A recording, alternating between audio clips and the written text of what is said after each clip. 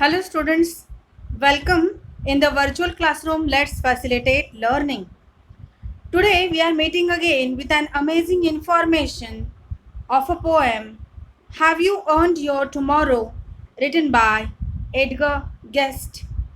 In this video, we are going to discuss icebreakers, stanza-wise meaning of the poem and appreciation also.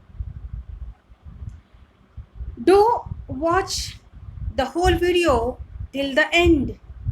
If you want to understand the same poem in Marathi, I have provided the link of the video in the description box. And yes, don't forget to subscribe the channel to watch other study material. So let's begin with the introduction of poet and the poem. Let's speak first about the poet and then poem. Edgar Guest was born in England and was brought to the United States when he was 10 years old. He began his writing career in 1895 at the age of 14. He is known as people's poet for his simple style and optimistic tone in writing. He is an American writer of newspaper and magazines. This is an inspirational poem. In this poem, the speaker is asking the readers whether they have done anything to improve the life of another human being or not. It is up to you whether you will have a better future or not. Therefore, one should consider one's actions and deeds carefully and plan accordingly for a better future. Let's discuss icebreakers which are given in the poem. A. Give different ways to help others. So, which are the ways through which we can help others? Let's speak about that. To give financial help to the poor, to donate blood, to give company to lonely persons, to give career guidance to the needy persons, to give help in study to younger siblings, to help the blind persons to cross the road, to give seat to the handicapped persons in the public transport, to join the social welfare organizations, to take part in a charity run, to comfort someone in grief, to give food for a homeless person, and to do household chores are some of the ways to help others.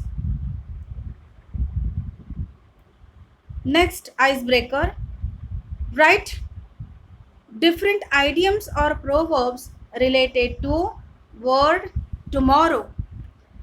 So here are some proverbs or idioms which are related with the word tomorrow. First, never put off until tomorrow what you can do today. Second, tomorrow belongs to the people who prepare for it today. Next, nobody is too young to die tomorrow. Next, fourth one, tomorrow never comes. Fifth, tomorrow is often the busiest day of the week. Sixth one, who has ever seen tomorrow? Seventh, say what you have to say tomorrow. The rich man plans for tomorrow, the poor man for today. The lazier a man is, the more he plans to do tomorrow. Fools look tomorrow, wise men use tonight. Next, never put off to tomorrow what you can do today. And next, give me wool and tomorrow you will have a ship.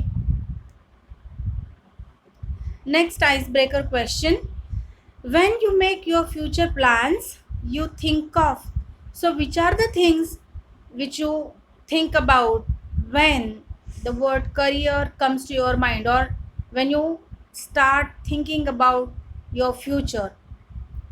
So, here are some points which are related with your future plans.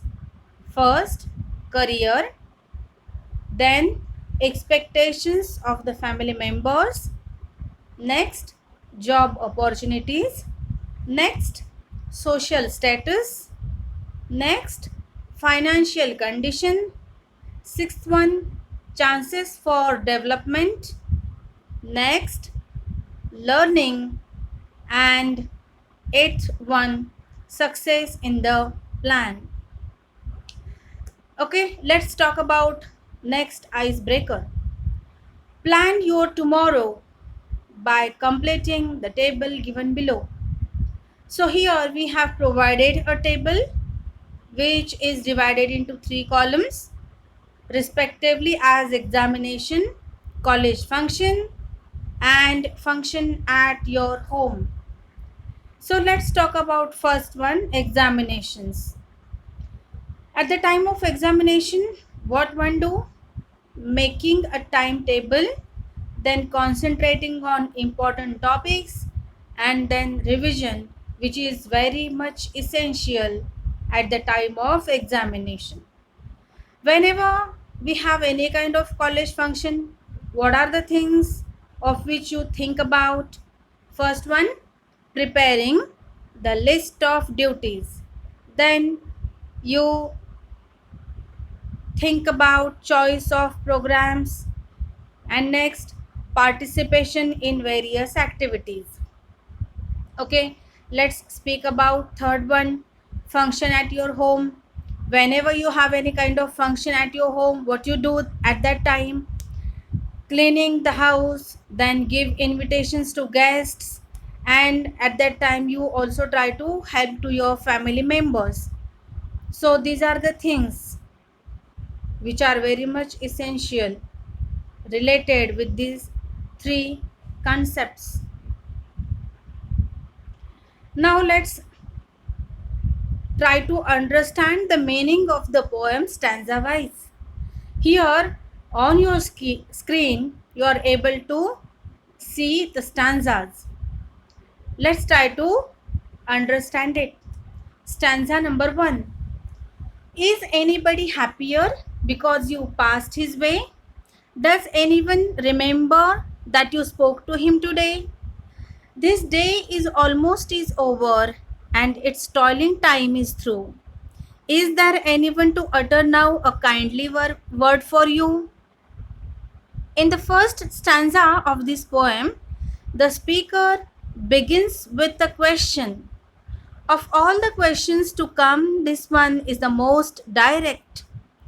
It gets to the heart of what guest's speaker is concerned with. He asks if today you, referring to the reader, made anyone's day better. He speaks abstractly about him the reader might have passed and helped or made happier. The speaker purposely does not define what this means. It is up for interpretation as it could mean any number of things. This question is followed by a second, then later a third. The second asks the reader of there was anyone you spoke to today who remembers you. Again, this question could mean anything. The most important part of these two questions are the emphasis on unprompted kindness and the fact that it is now the end of the day. The hours are running out for you to make a positive impact. The speaker emphasizes this by asking if there is anyone to utter now a kindly word for you. Stanza number 2. Did you give a cheerful greeting to the friend who came along, or a churlish sort of howdy and then vanish in the throng? Were you selfish, pure and simple as you rushed along the way? Or is someone mighty grateful for a deed you did today? The second stanza begins with another question. Here, the speaker asks if any time during the day you greeted a friend cheerfully. Now, the kindness is moving inward. The speaker is also concerned with how you treat those known to you as well. In the next lines, he presents the opposite and pushes the reader on their own selfish tendencies. Rather than a cheerful, heartfelt hello, the speaker asks if you were churlish or rude. This would also be marked by one's quick disappearance into the crowd and a rushing off to another task. It is clear that the speaker feels distaste at the idea of treating a friend in this way. He says very clearly that it is a purely selfish way to be, as if he is hoping for the opposite response. He asks, or did you act differently? And is someone grateful for a deed you did today? Stanza number 3. Can you say tonight, in parting with the days that's sleeping fast, that you helped a single brother of the many that you passed? Is a single heart rejoicing over what you did or said? Does a man whose hopes were fading now with courage look ahead? The third stanza begins with a longer question, probing into any help the reader might have given to a single brother. It is enough for the speaker if you were kind to one person out of the many that you passed. An action like this would be sufficient to have earned your tomorrow. It is important to note how this way of thinking is connected to a number of different religions and their dependence on good deeds. This is backed up by Guest's tendency to connect his themes to Christianity. In fact, God comes into play in the fourth stanza as one is forced to contend with how they lived. In the second half of the third stanza, the speaker uses courage and cowardice as tools to improve or worsen someone's life. He asks if there is one single heart that is now rejoicing due to your actions. Ideally, he would like there to be a man with improved hopes and reinvigorated courage to look ahead. Stanza number 4. Did you waste the day or lose it? Was it well or sorely spent? Did you leave a trail of kindness or a scar of discontent? As you close your eyes in the slumber, do you think that God would say, you have earned one more tomorrow by the work did you today? In the fourth stanza, the speaker states that any day not spent, at least in part, improving the lives of others is wasted. It is lost if it was sorely or badly spent. On the other hand, if it was well spent, there will be a trail of kindness marking one's path through the day. The last lines tell the reader, if they are unsure how their day was spent, that they can close their eyes in slumber and think about what God would have to say to them. If, after considering the response of God, a reader feels as if they have done well, then tomorrow is assured. Otherwise, God might look kindly on the actions or inactions of the day, and tomorrow might not come. So, in this way, we tried to understand the meaning of the poem in a simpler way, stanza wise. Now, let's talk about the appreciation of this poem. Here we have provided points in the textbooks in the same question, and we are going to speak about the illustration. Okay, now appreciation of the poem. Have you earned your tomorrow? Let's speak about the poet first. Edgar Guest was born in England and was brought to the United States when he was 10 years old.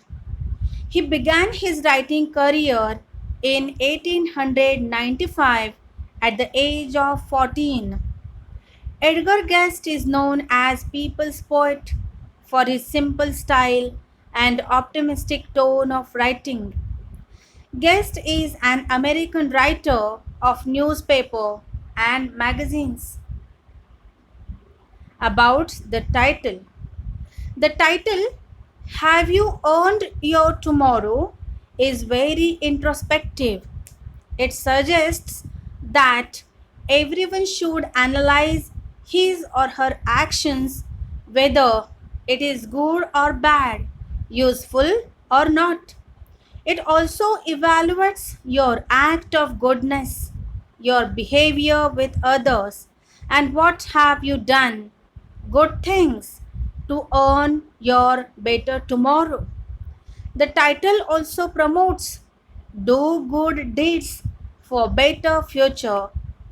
Tomorrow means future here. So the title is very much apt. Let's speak about the poem and theme. It is an inspirational poem. In this poem, the speaker is asking the readers whether they have done anything to improve the life of another human being or not. It is up to you whether you will have a better future or not. Therefore, one should consider one's action and deed carefully and plan accordingly for a better future. Next point, poetic devices, language and style. The poem is the best example of a simple, uplifting style of writing piece. It is a four stanza poem that is divided into four lines. The rhyme scheme pattern of the stanza is A A B B C C A A D D E E and F F A A. In each stanza, sound AY is repeated except third. The poetic devices like interrogation, alliteration, inversion, antithesis, personification, and synecdoche is used in the poem. The poet uses interrogative style to elaborate his idea of goodness. Next point, spatial features and tone. The poem is written in interrogative tone, where a number of probing questions to a reader about how they spend their days. The wording of the poem is in the form of searching questions. Each stanza includes 2 to 3 questions. This special feature of poetry, written in questions, leaves deep impact on the reader's mind and it compels to think them on it. The tone of the poem is suggestive that at the last of day you have to earn your tomorrow with good deeds, which is your duty. Next point, values and message. The present poem gives a great message of good deeds. One should consider one's actions and deeds carefully and plan accordingly for a better future. In this world, you have to earn your tomorrow with your good actions. Next point, opinion about the poem. I like the poem very much because it gives an inspiration to be a good human being. It gives me positive attitude of act well. It is very inspirational poem. It gives me message like how far that little candle throws his beams. So shine a good deed in a very world. So I like this poem very much.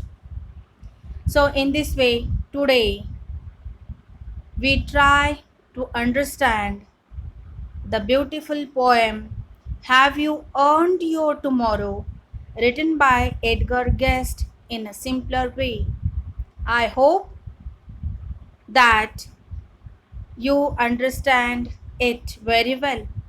Now we will meet in the next video with new information. Thank you.